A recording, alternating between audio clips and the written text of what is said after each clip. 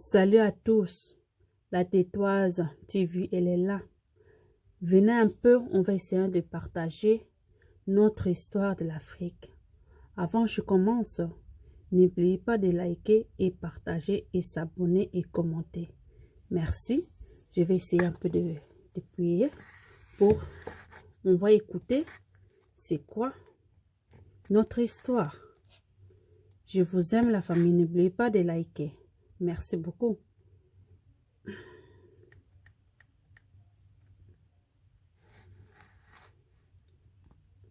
Attendez un peu, hein, c'est en train de tourner parce que c'est pas facile. C'est vraiment très important, on doit connaître notre histoire. Alors, nous sommes tous des Africains. En effet, il ne faudrait pas oublier que l'être humain est apparu en terre d'Afrique et que d'autre part, nous sommes redevables aux Égyptiens de la naissance de l'invention d'écriture.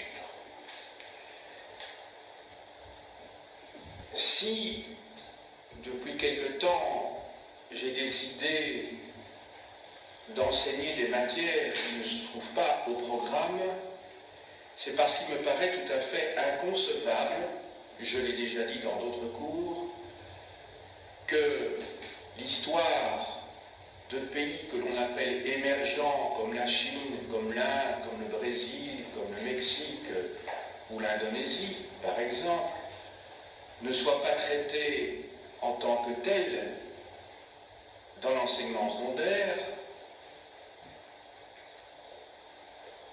mais aussi parce que des populations, des civilisations ont participé de l'histoire de l'humanité et qui ne sont pas effectivement membres du club des pays émergents, ne soient pas considérés pour ce qu'ils ont pu apporter à l'histoire de cette même humanité. Je suis convaincu que ces matières feront un jour partie des programmes. 40 ans de carrière vous attendent et je ne peux pas imaginer que dans les 20, 30 prochaines années, vous ne soyez pas conduits à enseigner les matières que je traite donc anticipativement par rapport à ce qui vous attend dans votre carrière. Nous allons donc aborder aujourd'hui l'histoire de l'Afrique. Cette histoire est très longue. Donc c'est une gageure que d'essayer de traiter en 1 heure, sans compter la préparation, la présentation des livres, cette vaste histoire qui s'étend de la préhistoire jusqu'à nos jours. Toutefois, je vais limiter mon propos à l'Afrique subsaharienne, autrement dit ce que l'on appelle habituellement l'Afrique noire. L'islam, en effet, et l'histoire de l'Afrique du Nord est traitée en 2e année. Quant à l'Égypte ancienne, nous sommes en train de la voir parallèlement dans mon cours donc de première. Dois-je vous rappeler que l'être humain est apparu il y a 2,5 millions d'années, voire 3 millions pour certains paléontologues, en Afrique orientale.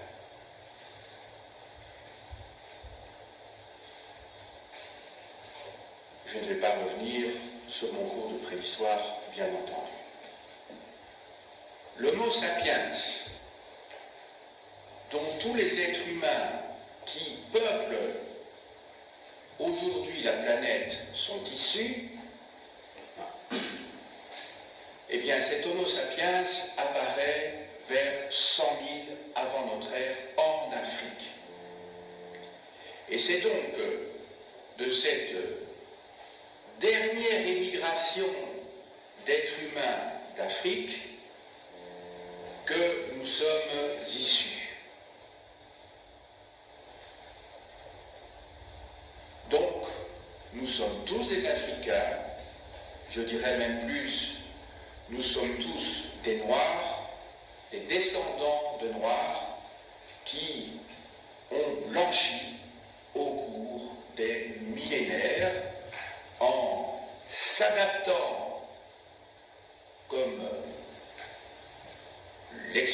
la théorie darwinienne au climat et au milieu.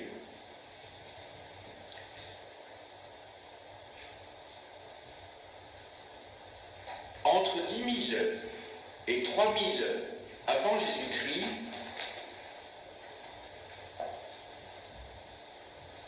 le Sahara était humide. On y trouvait des savanes. Donc rien à voir avec le paysage que l'on peut observer à l'heure actuelle.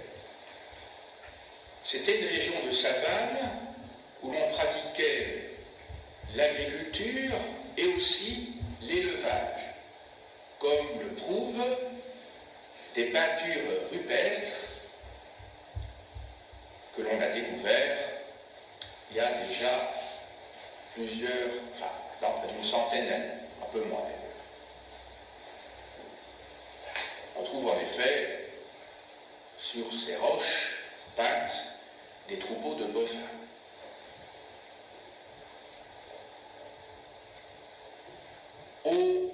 Après le 3e millénaire avant notre ère, le Sahara va se désertifier.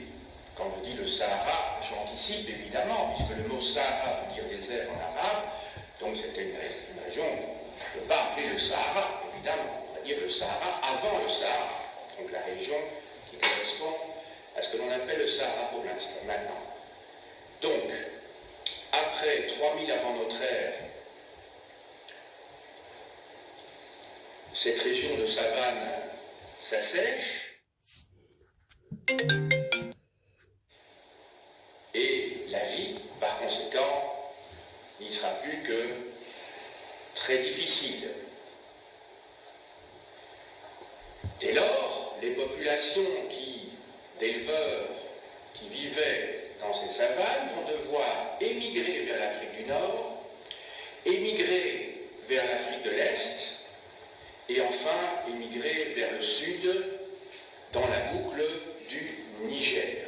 Je vous montre ça sur la carte qui se trouve derrière moi. Donc le Sahara, c'est toute cette région-ci. Quand il se désertifie, les populations remontent donc vers le Maghreb. La famille, likez la vidéo, please. Mettez votre commentaire. N'oubliez pas de partager et s'abonner aussi. L'histoire ici, c'est vraiment très important pour nous. Pour toi aussi et pour ton frère et ta sœur. Merci. Elles partent également vers l'Afrique orientale et aussi, bien sûr, dans la région de la boucle du Niger, ici, qui permet, grâce à son fleuve et à ses affluents, une vie agro-pastorale. Le premier millénaire avant notre ère est marqué, et c'est intéressant de faire la comparaison avec nos régions, par l'invention de la métallurgie du fer.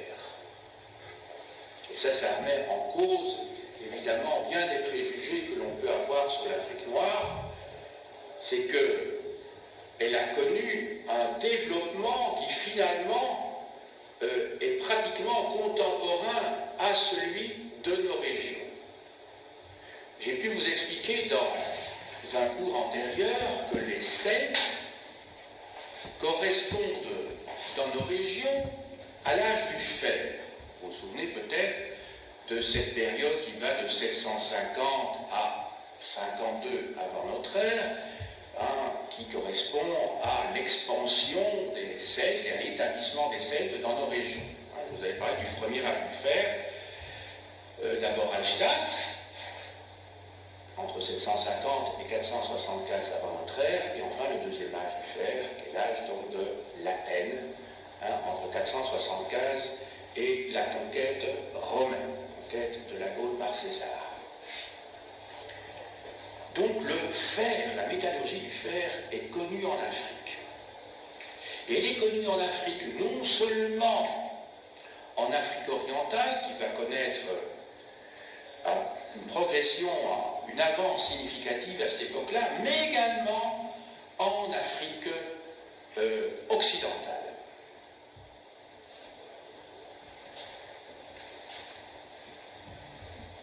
Alors maintenant, pour la période qui débute avec l'ère chrétienne, je vais diviser mon propos en 3 parties.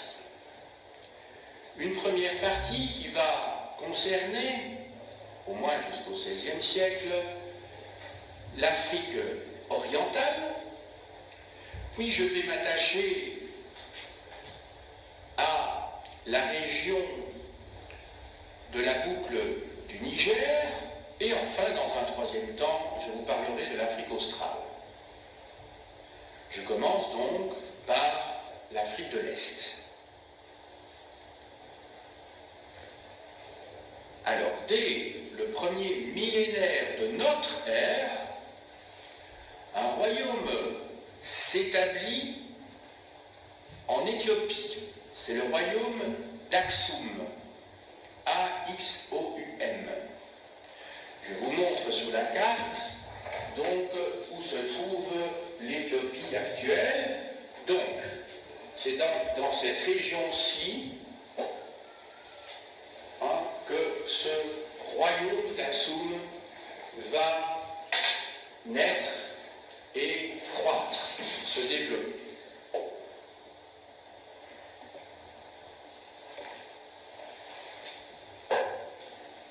Ce royaume d'Aksum a une caractéristique, c'est qu'il subit les influences à la fois nubiennes. Alors, la Nubie, c'est la région qui se trouvait au sud de l'Égypte et au Soudan. Donc la Nubie, c'était cette région-ci, qui avait fait parler d'elle déjà dans l'Antiquité, puisqu'au premier millénaire avant Jésus-Christ, il y a eu des dynasties noires qui ont régné sur l'Égypte. Donc dans la première moitié du premier millénaire avant Jésus-Christ. C'est la civilisation de Couche, qui a eu ses propres pharaons, indépendamment des dynasties dont je viens de parler en Égypte, en Nubie donc, et une civilisation qui a construit également ses propres pyramides, que l'on peut voir au Soudan, justement. Ensuite, dans la deuxième moitié du premier millénaire avant Jésus-Christ, très marqué également par l'Égypte ancienne, avec aussi des pharaons noirs. Donc, je reviens à mon propos, j'étais en train de vous parler de l'Éthiopie, qui était marquée par cette civilisation nubienne, donc d'origine pharaonique, mais africaine toutefois. Il ne faut pas oublier quand même que l'Égypte est née en Afrique, même si les Européens et les habitants du Proche-Orient ont tendance à se l'annexer.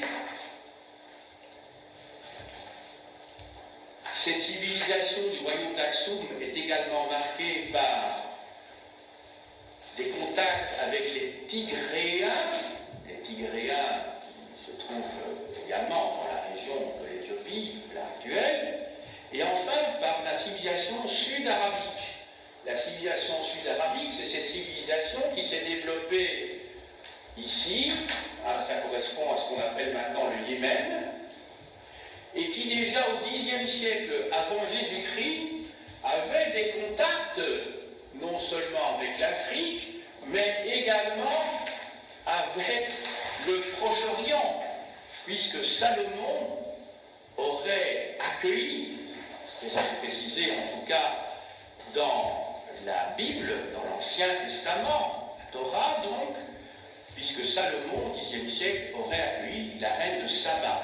La reine de Saba n'était rien d'autre que la reine qui régnait sur le Yémen.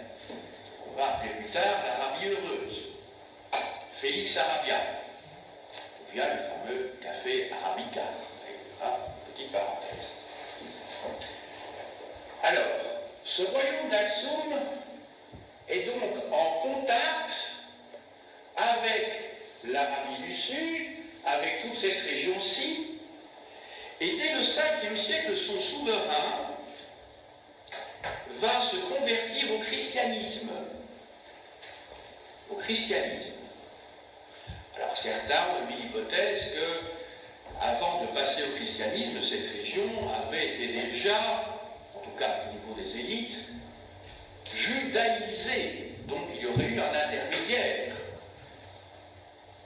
Donc il aurait été d'autant plus facile de se convertir au christianisme que la région aurait été préalablement, dès le IVe siècle, convertie au judaïsme. Alors, quand on passe maintenant ce royaume d'Aksum, il s'est donc développé pendant près d'un millénaire. Et puis au Xe siècle, il est en déclin et il va être remplacé au XIIe, XIIIe siècle par un autre royaume, toujours en Éthiopie, qui est le royaume de Lalibela. Lalibela. C'est à la fois le nom de son premier souverain, mais c'est également le nom de la capitale. Au XIIIe siècle, s'établit la fameuse dynastie salomonienne de Salomon, dont le chef, l'empereur, que l'on appelle aussi le Négus, prétend être le descendant de Salomon et de la reine de Saba, qui se seraient unis au Xe siècle avant Jésus-Christ. Il s'agit bien entendu d'une légende. Et vous savez que le pouvoir politique cherche toujours à se légitimer par une référence à la religion et par une tradition très ancienne. Tous les pouvoirs ont fait ça.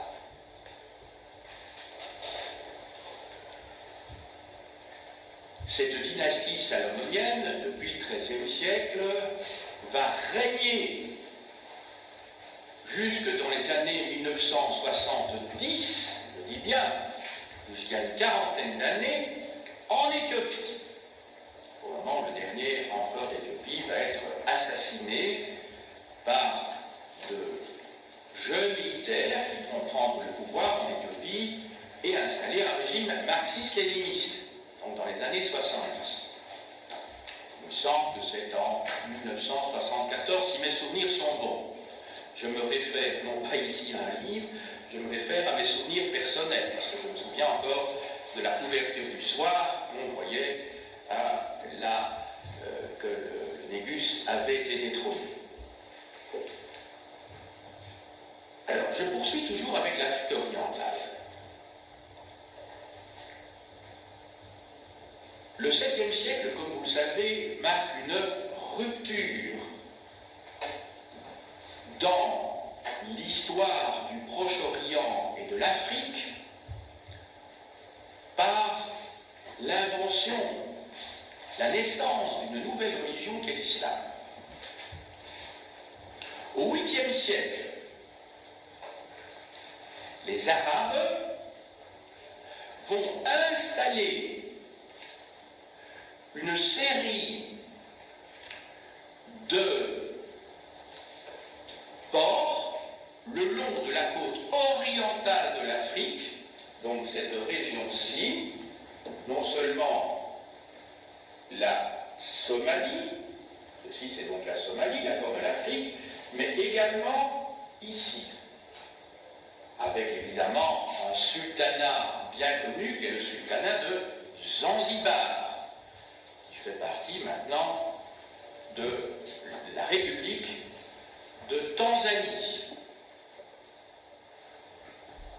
Et donc, à partir de ce moment-là, il va y avoir un commerce qui va se développer entre l'Arabie et l'Afrique orientale, cette région-ci, mais aussi avec l'Inde. Donc, l'océan Indien va devenir une zone d'échange très importante.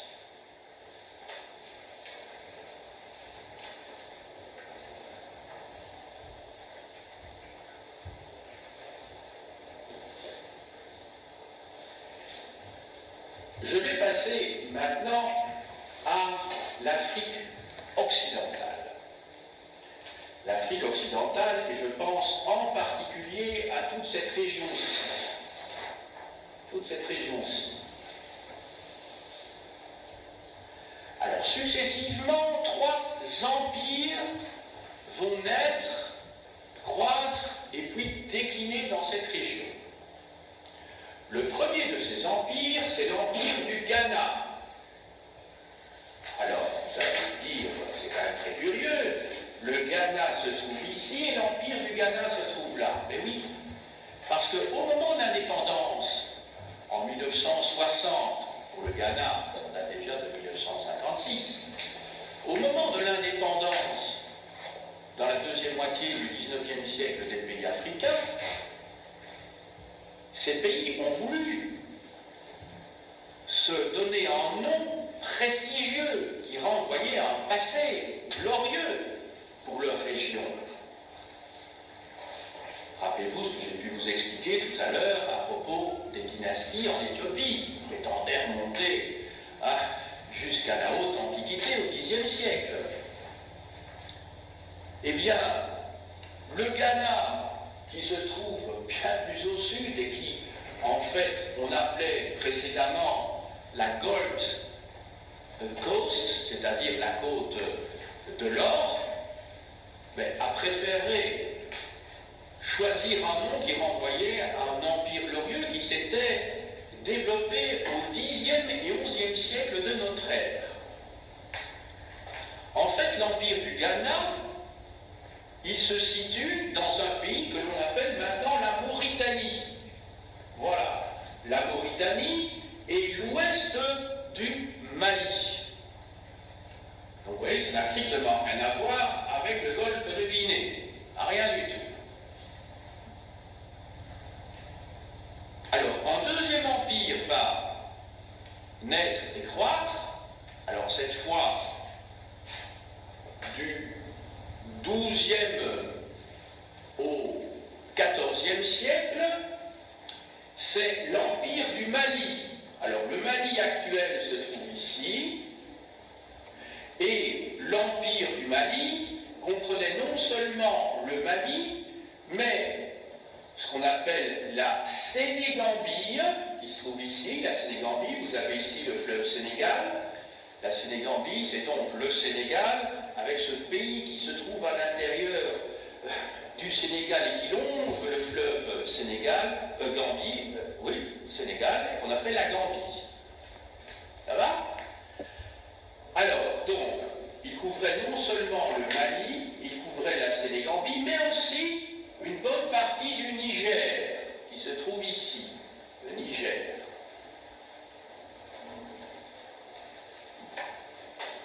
Avec comme capitale Tombouctou. Et comme autre ville importante, Gao et Djenné. Enfin, un troisième empire va naître à la fin XIVe siècle, disons XVe, et va dominer au XVe et moins au XVIe siècle, c'est l'empire Songhai. Alors l'empire Songhai, il recouvre pratiquement l'empire du Mali en poussant une pointe plus importante dans le Niger. Donc il est plus grand, si vous voulez. Alors, quelles sont les caractéristiques de ces 3 empires que je viens de vous citer? Tout d'abord, c'est que ce sont des empires basés sur une culture agro-pastorale. Ce sont aussi des empires multiethniques.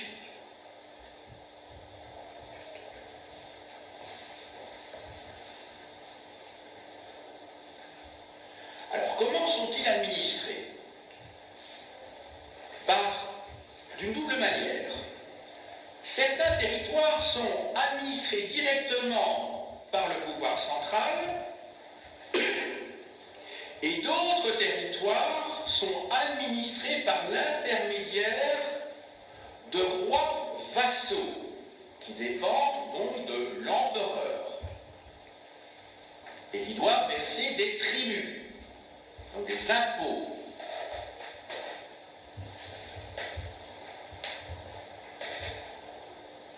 Alors cette époque est très importante dans l'histoire de l'Afrique. Elle correspond donc à ce que nous appellerions le Moyen-Âge classique et le bas Moyen-Âge, c'est-à-dire cette période qui va du Xe siècle au XVe siècle, même un peu plus loin pour l'Empire Songhai, qui va jusqu'au XVIe siècle, parce que c'est une période d'intenses échanges. Et je dirais que ce sont même ces échanges qui ont participé de la création de ces empires.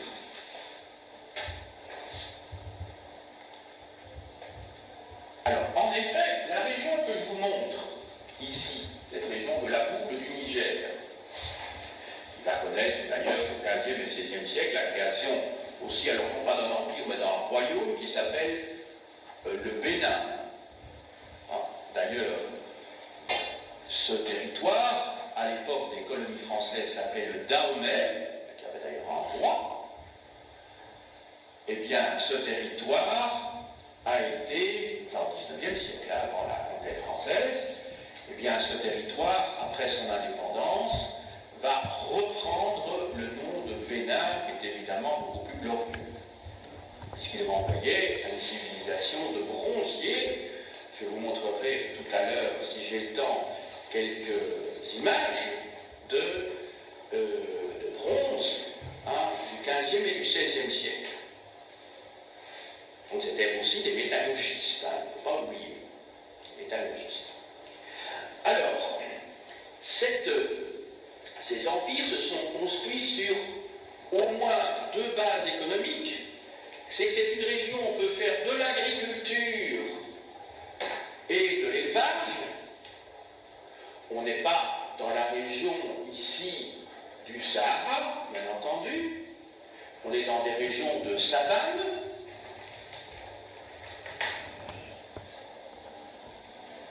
Alors ensuite, il y a des contacts qui vont s'établir durant ce que nous appelons le Moyen-Âge avec les Arabes et les Perses.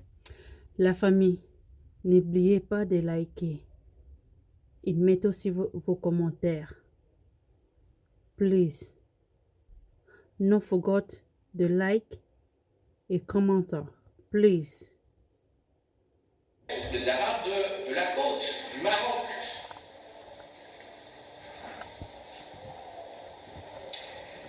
Le Sahara, contrairement à ce qu'on pourrait penser, n'a pas été un barrage pour les échanges. Parce qu'on pense au désert, on pourrait considérer que c'est une sorte de frontière naturelle qui empêche les échanges. Étant donné que sur des centaines, de milliers de kilomètres, il n'y a pas âme qui vive. Toutefois, il y a quand même quelques oasis qui permettent de se ravitailler au moins en eau. Eh bien, les échanges ont été constants entre cette région de la boucle du Niger et d'autre part le nord de l'Afrique. Alors qu'est-ce qu'on échangeait?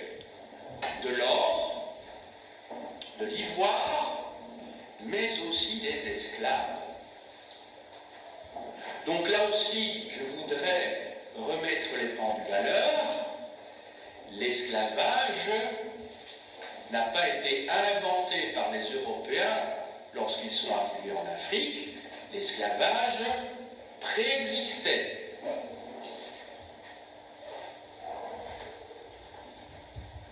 Ce trafic d'esclaves va s'intensifier. Mais, à partir du 8e siècle, la progression de l'islam,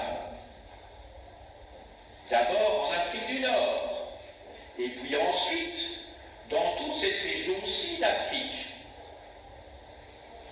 Vous savez qu'au Sénégal, le Sénégal est un pays où l'islam est très présent, par exemple. Le Mali, le Niger aussi. Ce sont des régions islamisées. Eh bien, beaucoup de gens se sont convertis à l'islam parce que dans l'islam, au moins en théorie, on ne peut pas rendre esclave un autre musulman quand on est soi-même musulman. Alors là, c'est aussi quelque chose qui est intéressant.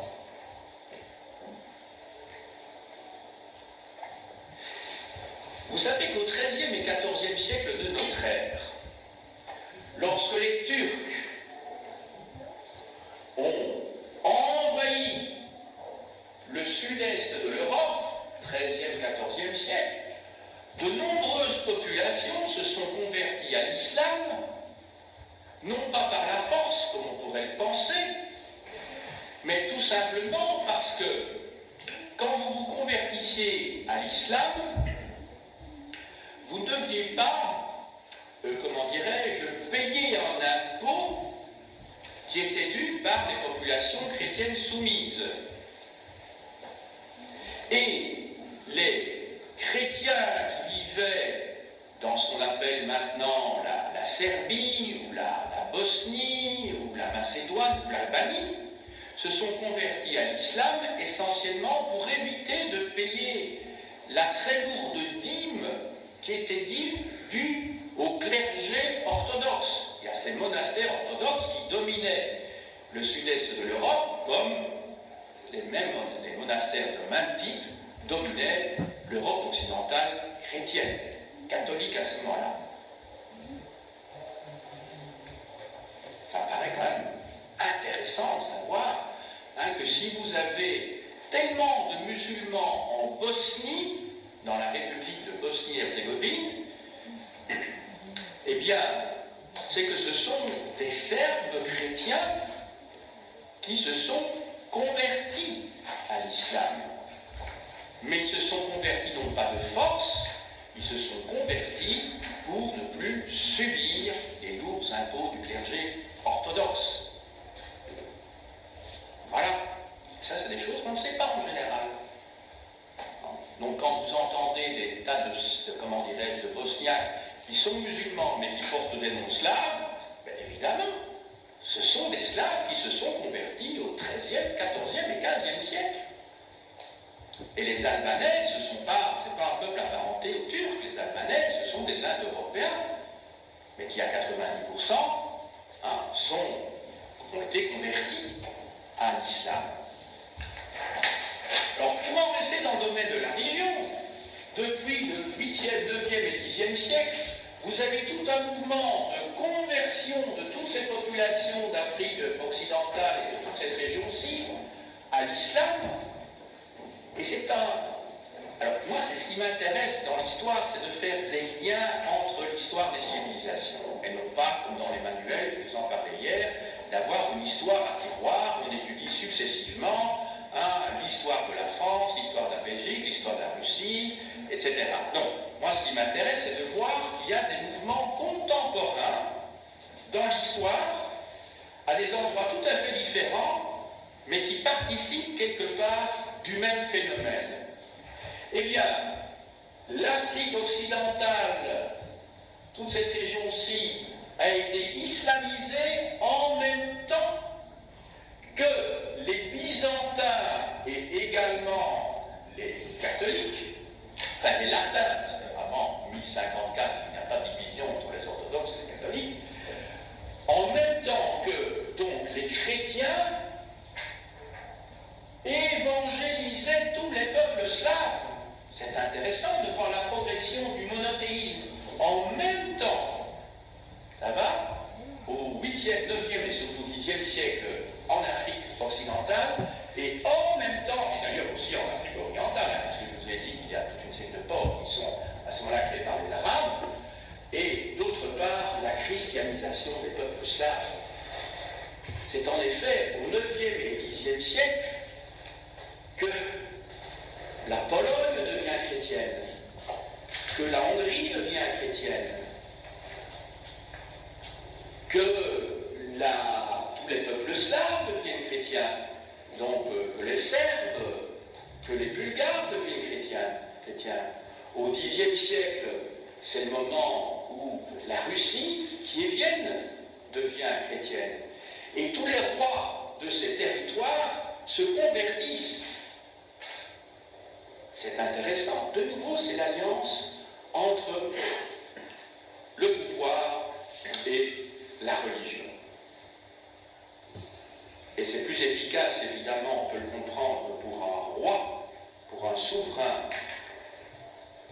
tirer sa légitimité d'un Dieu unique plutôt que d'une religion de type polythéiste. Parce que le roi est le représentant d'un Dieu unique dans le ciel, et lui, il est roi unique sur terre. Donc on voit l'adéquation qu'il y a entre les deux. Ceci a permis non seulement au peuple slave, mais aussi à la même époque, 9e, 10e siècle, à ces souverains africains de pouvoir s'éloigner de ces religions polythéistes où il y avait soit des sorciers, des chamans qui leur faisaient concurrence. Donc c'est un moyen pour le pouvoir politique de formater, évidemment, dans le cadre de leur idéologie, leur sujet. Voilà, cette parenthèse, ce parallèle étant terminé, je poursuis. Alors, je vous ai expliqué qu'il y avait 3 sujets que je comptais aborder avant le XVIe siècle avec vous, c'est-à-dire d'abord l'Afrique occidentale, ensuite l'Afrique orientale et enfin l'Afrique australe. Il faut savoir en effet qu'en Afrique, il y a 4 grands groupes. Alors, je ne dis pas des groupes ethniques, faisons très attention. Ce sont des groupes linguistiques et culturels. Parce qu'au XIXe siècle et dans la première moitié du XXe siècle, les colonisateurs avaient besoin de mettre dans des cases bien précises tous les peuples qu'ils colonisaient, pas seulement par esprit de rationalité, mais surtout pour contrôler les populations, souvent de manière artificielle en les divisant entre elles, et pour les opposer entre elles. C'est ce qui s'est passé déjà dans la région des Grands Lacs, quand les Allemands ont colonisé le Burundi et le Rwanda, et les Belges ont repris la politique des Allemands qui était de diviser les Hutus et les Tutsis, en leur donnant des caractéristiques propres, en disant les Hutus et les Tutsis, les uns sont grands, les autres sont petits, les uns sont plutôt des agriculteurs, les autres sont plutôt des éleveurs, alors qu'évidemment, sur le terrain, ça ne se passait pas comme ça. Donc ce sont des conflits que l'on a voulu ethniciser, alors que l'origine du conflit entre les Hutus et les Tutsis est essentiellement liée à un rapport de force sur le plan politique. Évidemment, en Europe, quand on lit les journaux, on a toujours l'impression, vous savez, on caricature toujours l'histoire de peuples lointains parce qu'on a besoin de références faciles, mais les choses sont beaucoup plus compliquées. Les Belges savent que le conflit entre les Flamands et les Wallons ne se résume quand même pas à des problèmes ethniques. Mais ça a été vécu comme tel, en tout cas caricaturé comme tel, par exemple, par Mobutu, qui disait occupez-vous un petit peu de vos problèmes tribaux en parlant des Belges. Ben oui, nous parlons de tribalisme pour les Congolais, de conflits tribaux au Kasaï, au Kivu, au Bakongo, etc. Ben, à un moment donné, c'est fichu comme tel. Look or Levi's smiling face with hearts.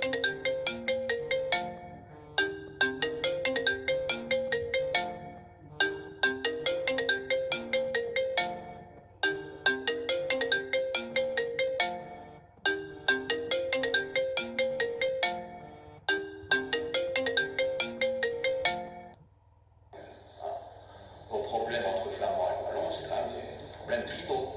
Voilà, c'était pour renvoyer en tout cas l'image déformée que nous avions nous-mêmes d'eux. Voilà. Alors, donc, première région. Alors, il y a toute cette région-ci, toute cette région-ci, grosso modo cette région-ci, ça va, qui est dont les langues et la culture sont appelées afro-asiatiques. Afro-asiatiques. Donc ces langues appartiennent à un groupe beaucoup plus large qui comprend également les langues sémitiques comme l'hébreu et l'arabe, ou les langues de la Mésopotamie ancienne, dont j'ai pu vous parler précédemment, ou dont je vais vous parler plus tard, excusez-moi, en particulier l'Acadien, hein, on comprend, je dirais, des sous-groupes comme le babylonien, l'assyrien, mais pas les sumériens, hein, je parle d'un autre groupe. Voilà, donc ça, toute cette région-ci, ce sont les langues de type afro-asiatique.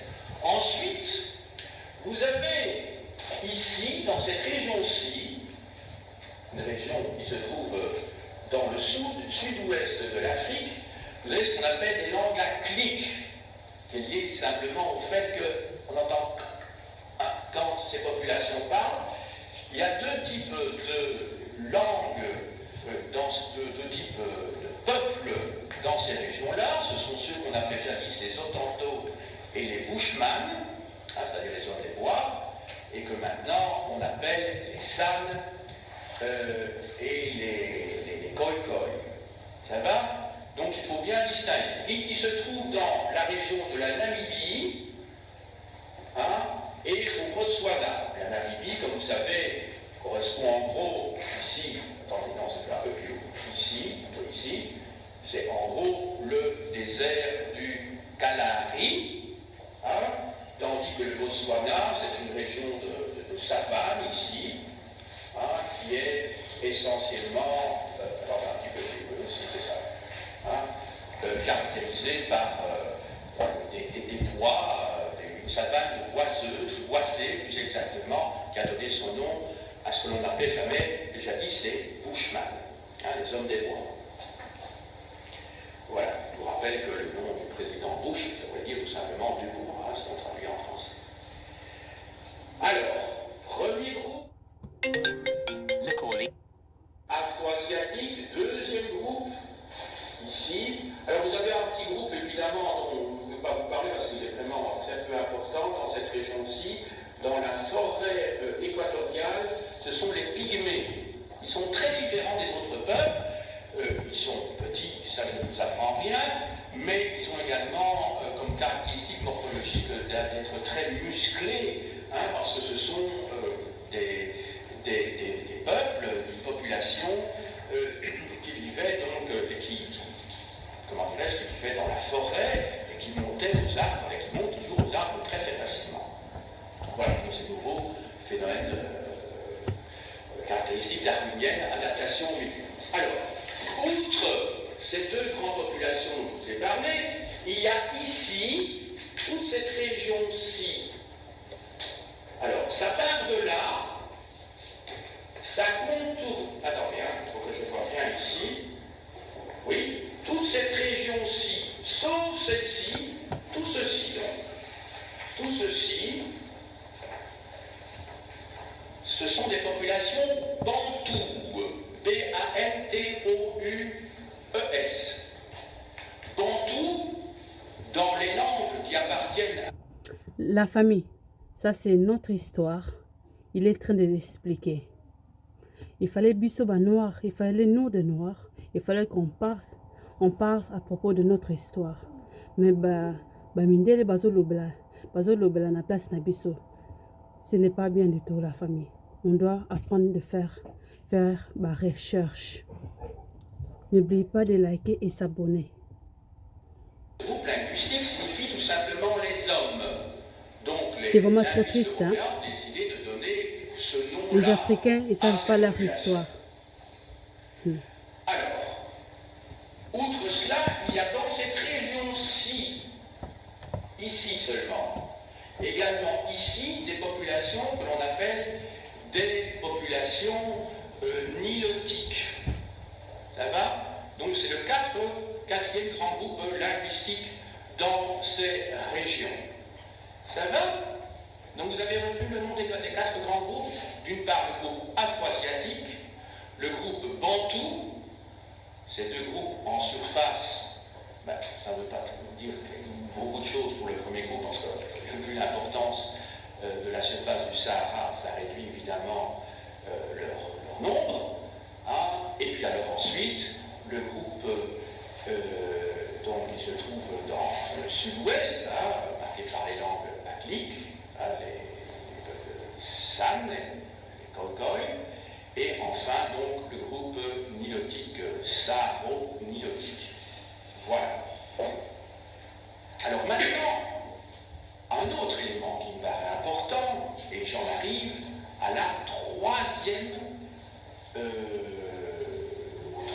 chapitre, si je puis dire, de mon exposé. Vous vous souvenez, le premier concernait, après avoir vu évidemment la préhistoire, j'ai vu d'abord l'Afrique orientale, avec l'Éthiopie, j'ai montré ses origines nubiennes et sud-arabiques. Je vous ai parlé également à ce propos de la création de ces ports d'origine arabe et en liaison justement avec la péninsule arabique et qui commerçait également avec l'Inde. Dans un deuxième temps, je vous ai parlé des trois grands empires de la boucle du Niger, à savoir 1, l'empire du Ghana, 2, l'empire du Mali, 3, l'empire Songhai. Ces trois empires couvrant la période du Xe siècle au XVIe siècle, avec une petite parenthèse pour le royaume du Bénin, 15e, 16e siècle. Et puis maintenant, j'en arrive à la troisième partie de mon exposé, c'est-à-dire l'Afrique australe. Alors l'Afrique australe, c'est toute cette région-ci, je dirais. Alors toute cette région-ci, cette Afrique-là est marquée essentiellement par, je dirais, les populations bantoues. Donc les populations bantoues, alors les populations bantoues qui sont divisées en de multiples peuples, bien entendu, mais qui ont une origine commune. Alors quelle est cette origine? Je vous ai dit qu'il y avait la désertification du Sahara, vous vous souvenez, du 3e au 1er millénaire avant Jésus-Christ. Il semblerait bien que l'origine des populations bantoues se situe ici, c'est-à-dire au Cameroun.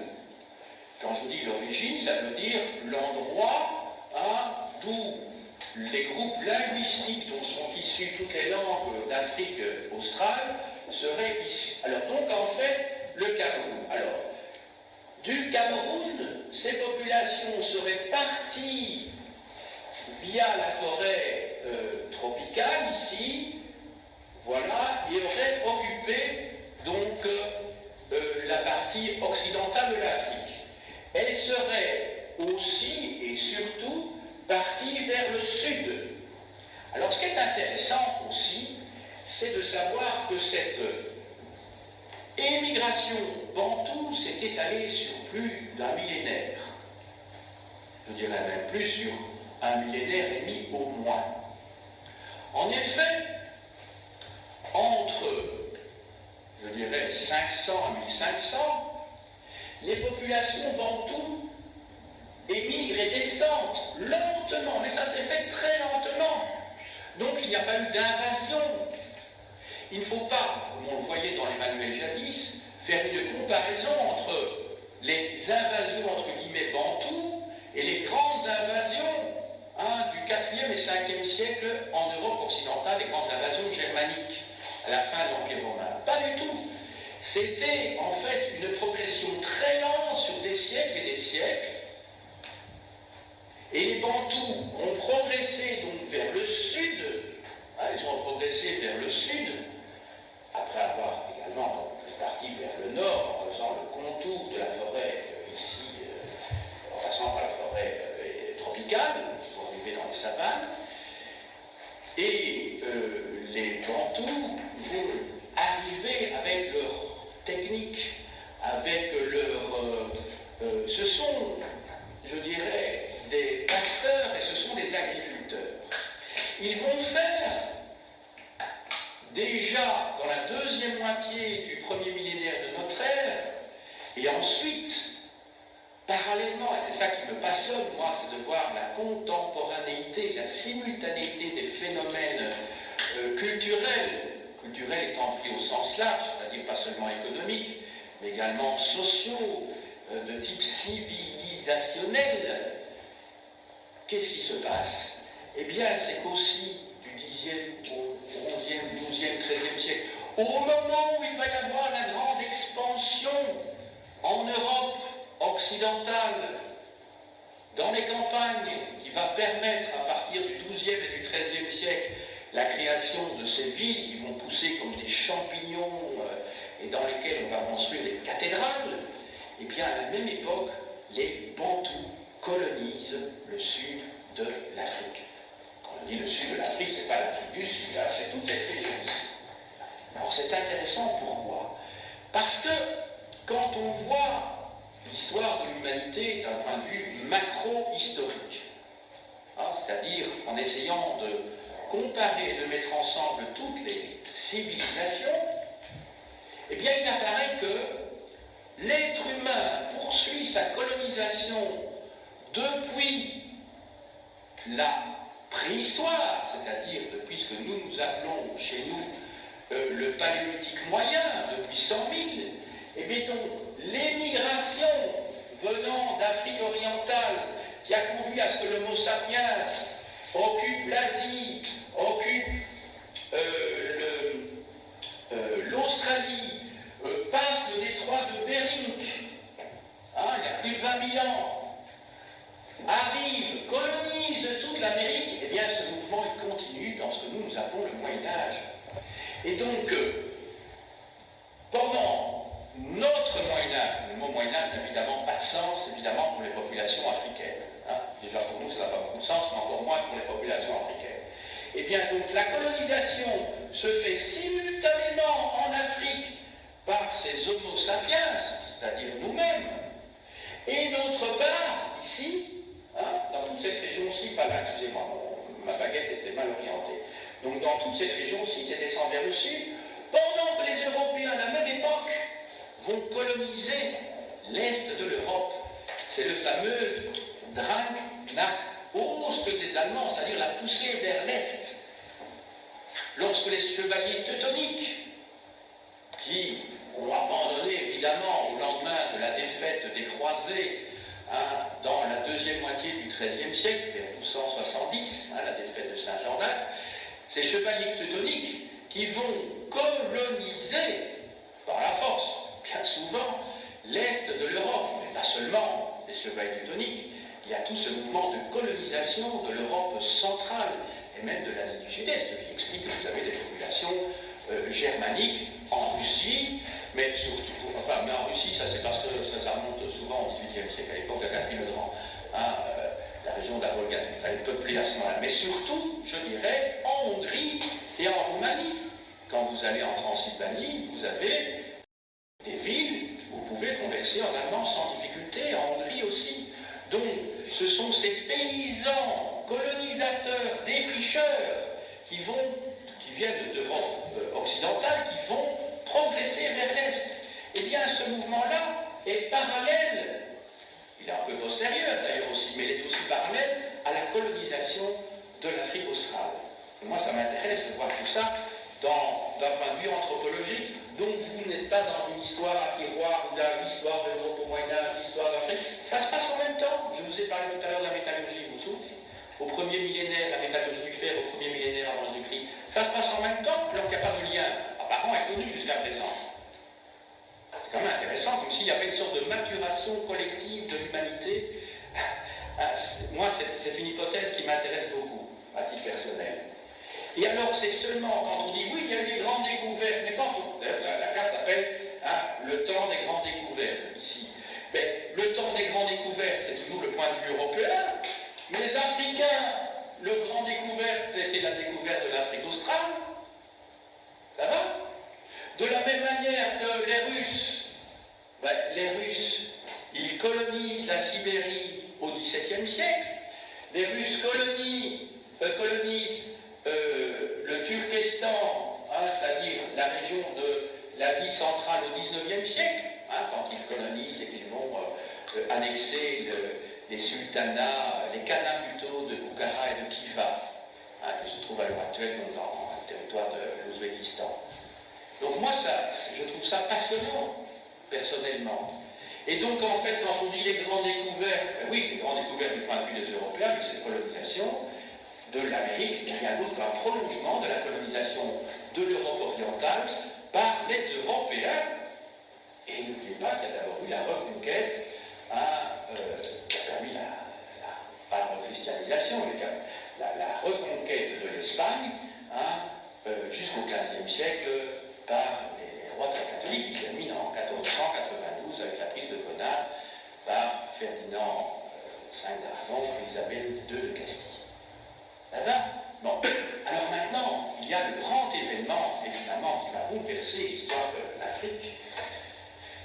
c'est la colonisation. D'abord, la traite des esclaves. Alors, je vais peut-être un peu plus vite maintenant, parce que ça, ce sont des choses que vous connaissez certainement. Alors, ce dont je n'ai pas jusqu'à présent, je crois que ça vous était certainement inconnu. Alors, à partir du XVIe siècle, il se produit un événement catastrophique pour l'Afrique. Hein, c'est le développement de la traite. Le développement de la traite, je vous dis que l'esclavage existait en Afrique précédemment, mais la traite, c'est quelque chose qui va affecter sur le plan démographique, sans compter les souffrances des sévices sur le plan physique, terriblement l'Afrique. On a compté qu'il y avait aux environs de 35 millions d'habitants en Afrique, en comprenant l'Afrique blanche, vers 1500.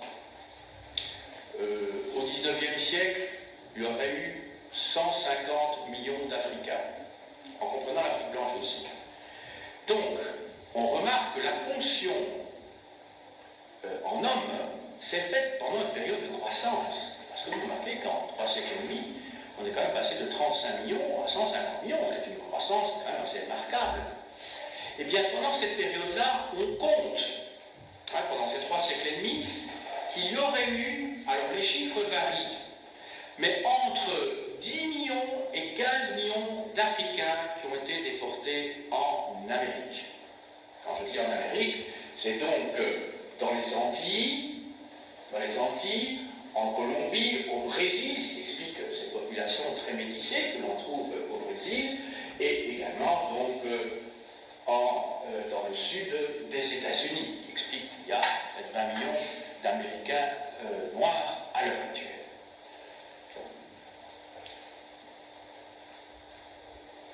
Alors, vous imaginez, entre 10 et 15 millions d'Africains déportés. Mais 10 ou 15 millions d'Africains déportés laissent de côté tous ceux qui sont morts sur le chemin entre l'Afrique et l'Amérique.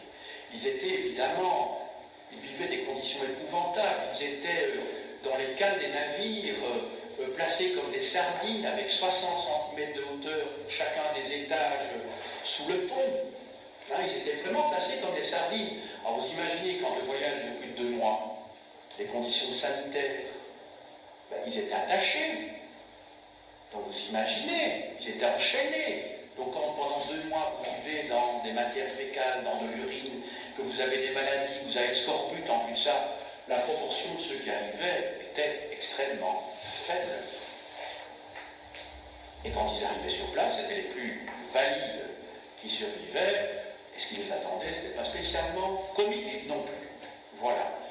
Donc je ne vais pas m'attarder sur cette traite négrière qui s'inclut dans le fameux commerce triangulaire dont je vous parlerai plus tard.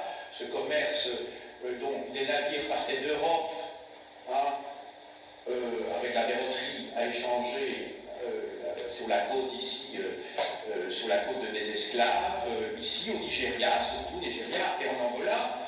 Les navires repartaient donc vers le Brésil, vers les Antilles, avec ces esclaves. Là, on déchargeait les bateaux et on les rechargeait avec les produits coloniaux comme le coton, le sucre, le tabac, le café, le cacao, etc.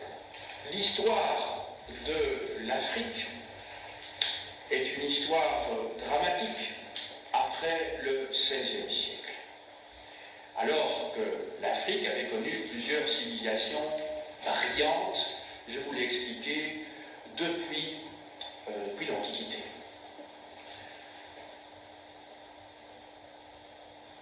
Au XIXe siècle, c'est la ruée des peuples européens pour coloniser l'Afrique.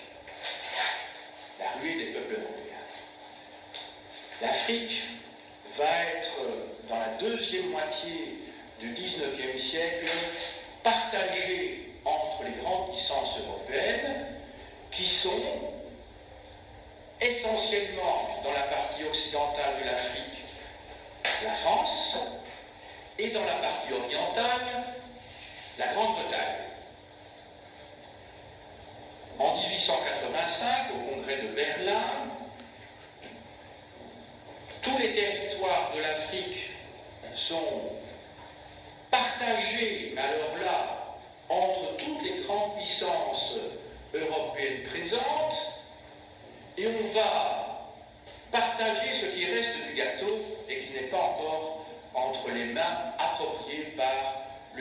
puissance. Je ne vais pas rentrer dans les détails ici, vous aurez des leçons en troisième sur l'histoire de la colonisation et de la décolonisation. Je voudrais maintenant, pour aller vers la conclusion, vous dire que cette colonisation s'est faite évidemment par intérêt économique essentiellement, à titre principal. Il s'agissait de piller les ressources locales. La décolonisation, elle, s'est faite après la Deuxième Guerre mondiale, pour les pays d'Afrique noire, essentiellement aux environs de 1960. Ça a commencé en 1956, entre autres avec le Ghana, et ça s'est poursuivi dans les années 60, avec, je dirais, comme conclusion, au début des années 90, l'indépendance de la Namibie, le territoire qui se trouve ici, que l'Afrique du Sud, jusqu'à la fin de l'apartheid, n'a pas voulu, comment dirais-je, rendre aux populations locales, puisqu'elle disposait depuis le traité de Versailles de 1919 un protectorat sur cette région-là. Et que, en 1960, l'Union sud-africaine est sortie du Commonwealth, elle est sortie, je dirais, même de la communauté des nations, puisqu'elle était très critiquée par sa politique.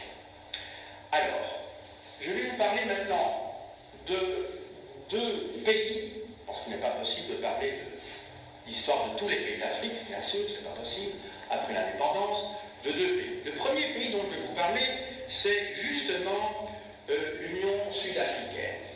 Alors, au XVIIe siècle, des colons hollandais et français vont s'établir dans le sud de l'Afrique australe. Ils vont profiter essentiellement de la présence du Cap pour fournir en viande les navires qui passaient par là pour se rendre aux Indes. Au début du XIXe siècle, les Anglais également s'établissent au Cap, et dans les années 1830, je crois que c'est en 1836, les colons hollandais et français les descendants des colons français vont partir à l'intérieur des terres, donc dans cette région-ci. Donc ils vont quitter, je dirais, le sud de l'Afrique australe où s'établissent les Anglais. Ils font de la colonie du Cap, ici, et ils vont s'établir ici. Cette région, ils vont fonder des républiques, qui vont d'ailleurs être reconnues par les Anglais dans les années 1850, je crois que c'est en 1854 et 1856. Ces républiques indépendantes de colons hollandais, ce sont les colonies du Transvaal, les États du Transvaal et de l'Orange. L'Orange, c'est le nom d'un fleuve, d'ailleurs, qui se jette dans l'océan Indien. Attendez, je dis dans l'océan Indien, je suis en train de dire de bêtises, dans l'océan Atlantique, excusez-moi. Donc c'est cette région-ci. Mais à la fin du XIXe siècle, une guerre éclate entre les Anglais et ces États du Transvaal et d'Orange, parce que les Anglais veulent effectivement annexer ces régions. Il y a une guerre très dure entre 1899 et 1902. Ceux que l'on appelle les bourgs, c'est-à-dire les paysans, sont battus. Le président Kruger est battu. Et une union, donc un État fédéral, va être créée à ce moment-là, sous l'autorité du Royaume-Uni.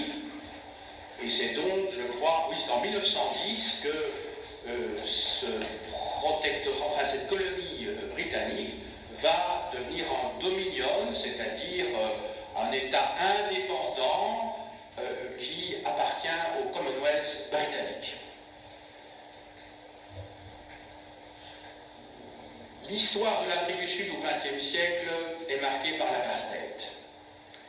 L'apartheid résulte de lois raciales qui sont votées en 1948, donc après la Deuxième Guerre mondiale, tenez-vous bien. Cet apartheid va être mis en place donc de 1948 et va tenir jusqu'en 1991, c'est-à-dire au moment où, à la suite de la pression internationale et de la pression interne des populations noires, qui représentaient la grande majorité de la population d'Afrique du Sud, l'apartheid tombe. Ce fut une période de lutte importante et très dure entre, d'une part, le pouvoir blanc raciste et, d'autre part, l'ANC, c'est-à-dire le Congrès national africain, donc African National Congress, qui était le nom du parti principal, parce qu'il y en avait d'autres, des populations locales. Ce parti avait perdu son chef de file en 1964, lorsque son leader, donc Nelson Mandela, a été emprisonné pour 27 ans. Donc plusieurs prisons, mais la principale c'était Robben Island. C'est une île qui se trouve au large du Cap, si mes souvenirs sont bons, et que l'on peut d'ailleurs visiter. On pourra visiter la cellule de Nelson Mandela. Alors, à la suite de ces pressions internationales, finalement l'Afrique du Sud ne peut plus tenir, parce qu'il y a un boycott sur le plan économique. Nelson Mandela est libéré, et en 1973, si mes souvenirs sont bons, il reçoit le prix Nobel en même temps que Frédéric de Klerk, qui était le président blanc de l'Afrique du Sud, et qui avait dû faire des concessions. Ils avaient dû se mettre d'accord pour la constitution d'un nouvel État, multiethnique cette fois-ci, où les Noirs et les Blancs allaient vivre à égalité.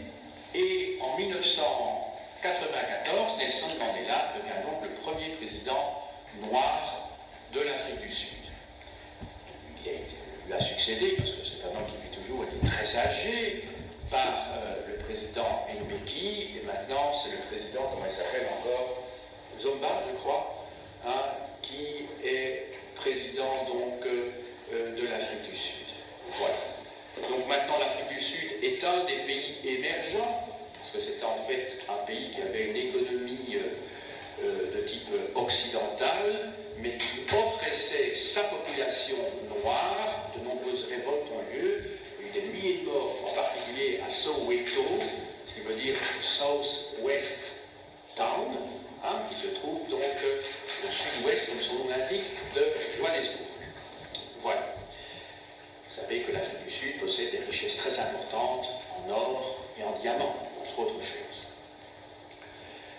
On va passer maintenant au Congo. Alors, je ne pouvais pas, évidemment, faire l'impasse sur l'ancienne colonie de la Belgique. Le Congo, je dis bien le Congo belge, celui qui se trouve sur la rive droite du fleuve Congo, puisque sur la rive gauche, là, c'est un... Mettez les j'aime, mais... français. Mettez les j'aime. Histoire d'Abyss au Congo et... de Brazza plutôt, qui a fondé Brazzaville. Alors, le bassin du Congo, pour sa plus grande partie, va être colonisé suite à l'initiative du roi des Belges, Léopold II. Surtout les Belges, les rois wana, basala, musala, na kata Congo. C'est un homme qui a des rêves qui dépassent de loin, je dirais, la dimension du territoire belge. Il veut à tout prix que la Belgique ait une ou des colonies. Il va se tourner vers toute une série de possibilités en Asie, en Amérique centrale. Tout cela va échouer et finalement, il demande à Stanley, qui est un journalistes anglo-saxons de retrouver Livingstone, qui revient de l'Est, mais surtout, essentiellement, d'explorer les possibilités économiques de ce bassin. En 1885, il se fait reconnaître à la conférence de Berlin la propriété personnelle de ce territoire.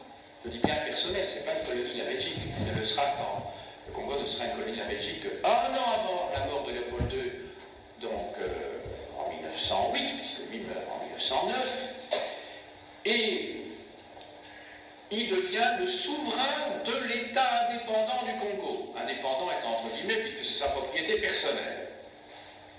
Il promet à ce moment-là, effectivement, que le commerce international sera libre et qu'il s'agira d'un État neutre. Léopold II va envoyer toute une série d'agents pour mettre en œuvre son programme de rentabilité, de rentabilisation plutôt de ce vaste territoire en Europe centrale qui se trouve donc pour une grande partie de l'Europe, de l'Afrique donc équatoriale, centrale, et à ce moment-là, des colons partent, des agents du roi partent.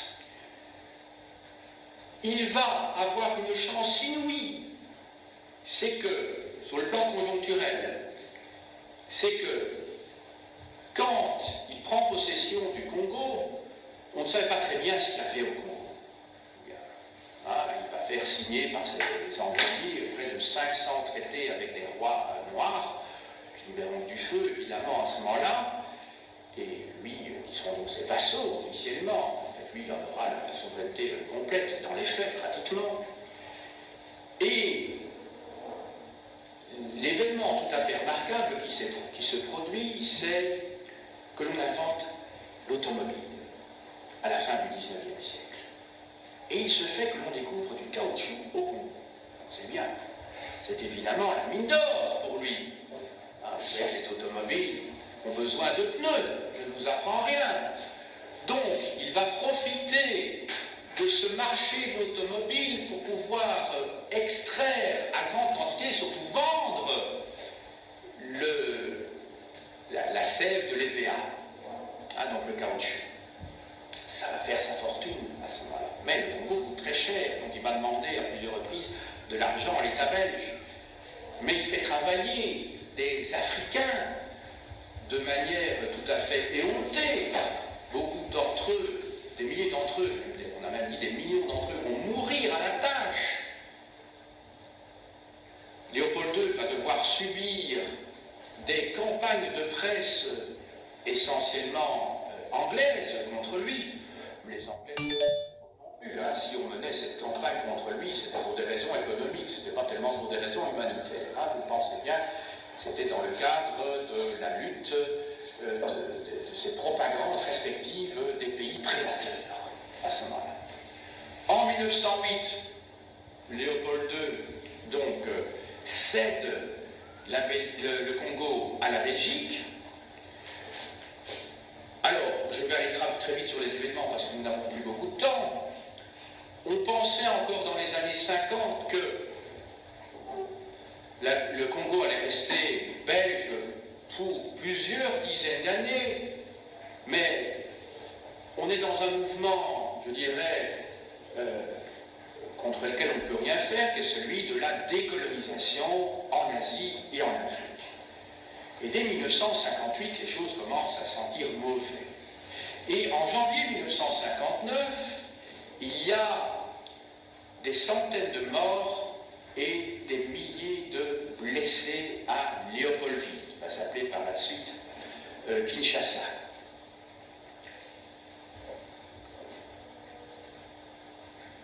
Et très rapidement, les autorités belges se rendent compte qu'il y a vraiment un problème congolais et qu'il faut résoudre les choses rapidement. Mais on va les résoudre tellement vite que loin de résoudre les problèmes, on va les susciter, parce que cette indépendance n'a pas été préparée. Il y avait deux chefs importants de partis politiques à ce moment-là.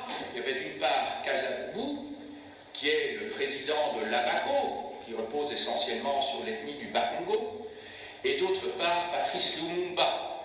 Patrice Lumumba, qui est un révolutionnaire nationaliste, comme il y en a d'autres à cette époque-là, en Algérie ou ailleurs, et qui lui repose à un parti qui s'appelle le Parti national congolais, le MNC.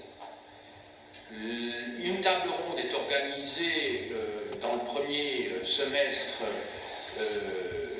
1960, et dès le mois de mai, je crois que c'est 19 mai, on décide l'indépendance. Pour le 30 juin, vous imaginez. Bon. L'indépendance est proclamée, mais il n'y a pas d'élite capable de gouverner à ce moment-là le Congo. D'autant plus que les Belges avaient tout fait pour empêcher la création de cette élite. Alors on a longtemps dit que les Belges étaient, les Français, les Anglais dans d'autres régions, bien entendu, étaient à l'origine des chemins de fer. Oui, c'était pourquoi? Pour transporter les minerais de cuivre qui venaient du Chabat, donc du Katanga. Effectivement, on a construit des routes, mais tout ça, c'était pour piller le Congo. On a construit évidemment des écoles, mais les écoles, il ne s'agissait pas que les élèves aillent au-delà du cycle inférieur des humanités, ce qu'on appelait à l'époque les études moyennes. Donc au-delà de 15 ans, on ne pouvait pas faire d'études quand on était congolais. Pourquoi? Parce qu'on avait besoin de fonctionnaires pour les postes, pour faire tous les petits boulots, quoi. Pour les petits fonctionnaires. Quand vous pensez qu'au moment de l'indépendance du Congo, il y avait moins de 10 Congolais qui avaient fait l'université. On ne voulait pas. C'était évidemment des fils de rois locaux.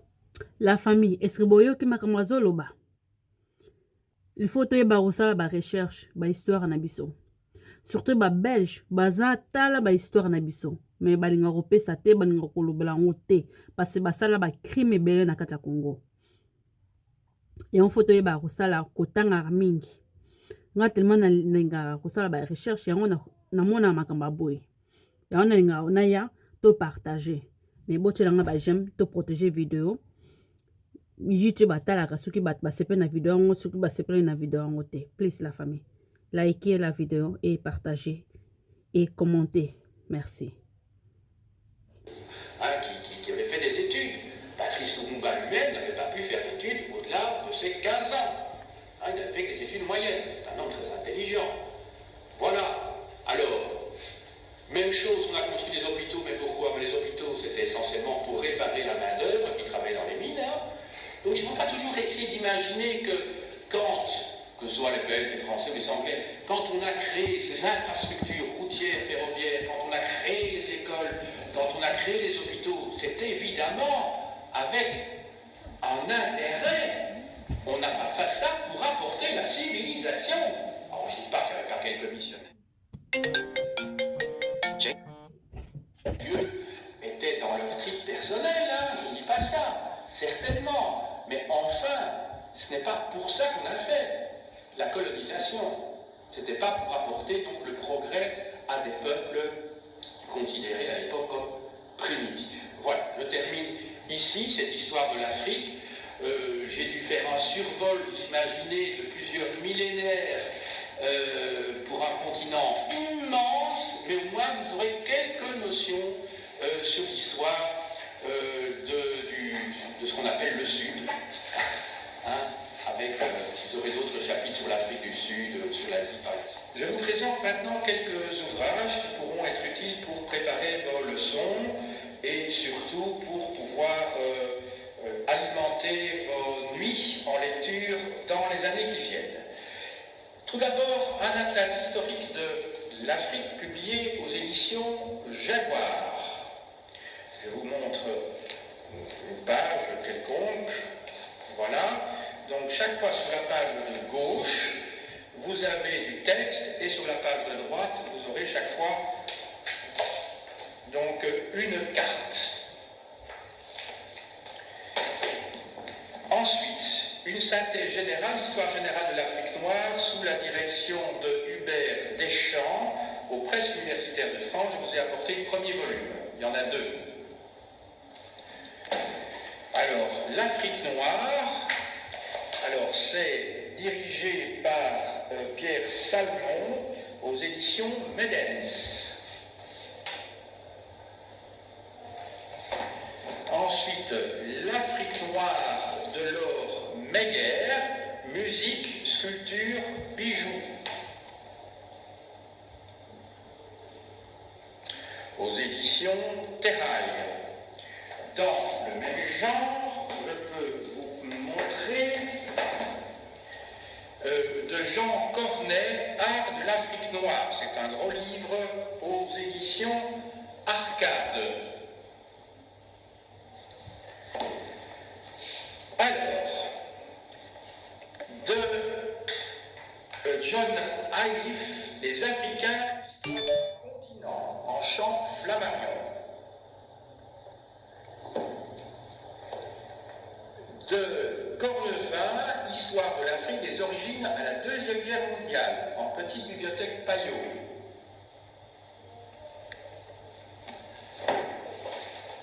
Alors, là, je vous conseille très vivement ce fascicule qui vient de sortir au mois de mai 2010 de Pierre Boyer et de Jean-Pierre Chrétien, qui sont deux éminents professeurs d'histoire de l'Afrique, Histoire de l'Afrique ancienne, 8e, 16e siècle.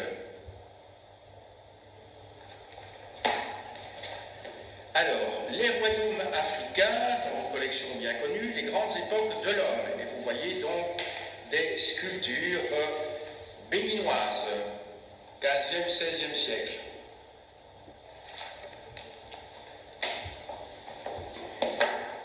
Alors, de Georges Ballandier, un classique, La vie quotidienne au royaume de Congo du XVIe au XVIIIe siècle, chez Hachette.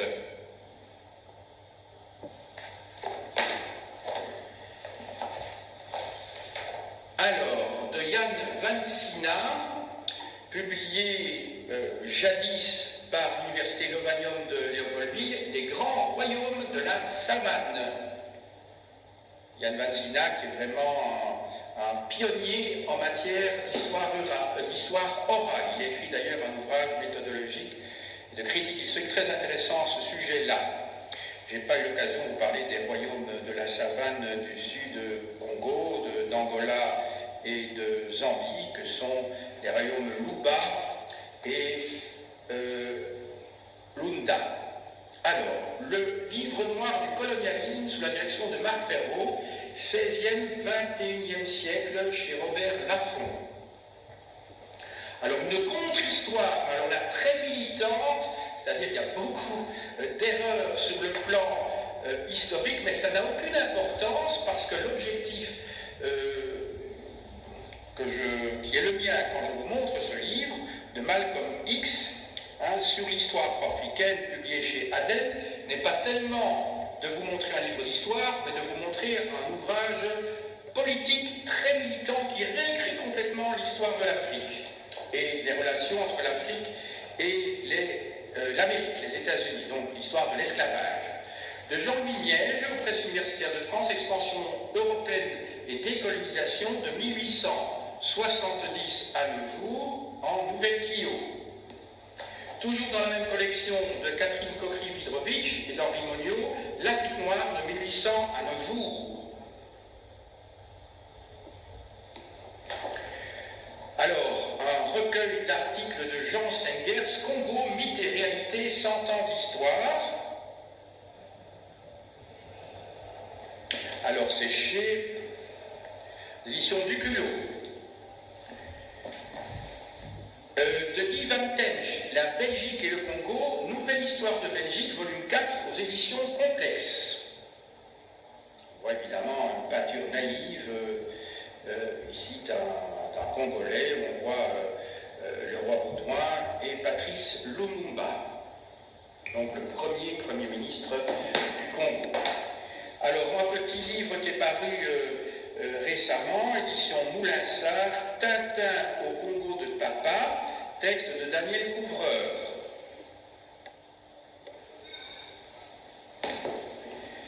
L'Afrique au XXe siècle, chez Armand Collin, de Hélène d'Almeida Topor.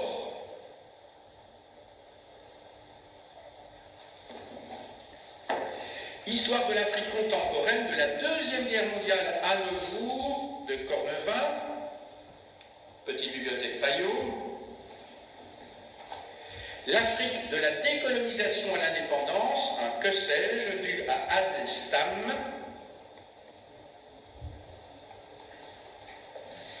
Sous la direction de Jean-Loup Amsel et Eikia Mbokolo, c'est un historien congolais qui vit à Paris mais qui a publié beaucoup de choses, au cœur de ethnie, tribalisme et État en Afrique. Édition La Découverte, collection Poche. De Colette Bragman, journaliste connu du soir et spécialiste de l'Afrique centrale, le dinosaure, le Zaïre de Mobutu, chez Fayard.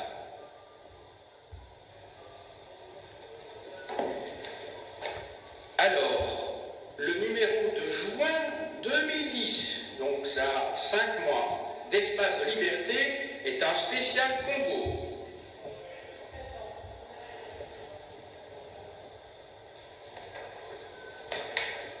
Alors, le numéro de Jeune Afrique, qui date d'avril 2010, est consacré à 1960-2010, 50 ans d'indépendance, héritage, business et politique. Vous avez des fiches pour chacun des pays. Je vous montre ça. Voilà, on regarde la lettre M, Malawi et Mozambique. Vous voyez la situation économique, politique de ces pays. Alors, un ouvrage dû à un ami, Patrick Kelders, qui s'intitule Si peu d'humanité, récit de vie d'un humanitaire en Afrique, aux éditions L'Harmattan. C'est un ouvrage très intéressant qui parle donc de l'auteur parle de son vécu sur le terrain. C'est un ouvrage qui vient de sortir. Alors,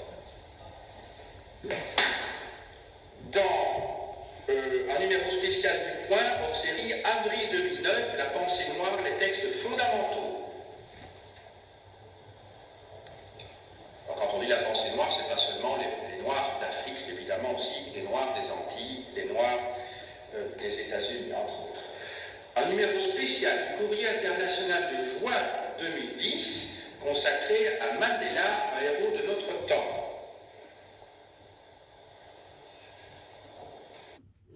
Voilà la famille. Maman et ce que on a, azo l'extra ba livre. Vraiment, j'espère bon c'est pas un ango. J'espère bon tu ba j'aime na bino, na ba commentaire na bino. Merci. Bon partageons na bande ko mususu ba yebi histoire roté oyo ba belge ba bombela rabiso. De ba rappel ko tanga ba livre ko ça ba recherche.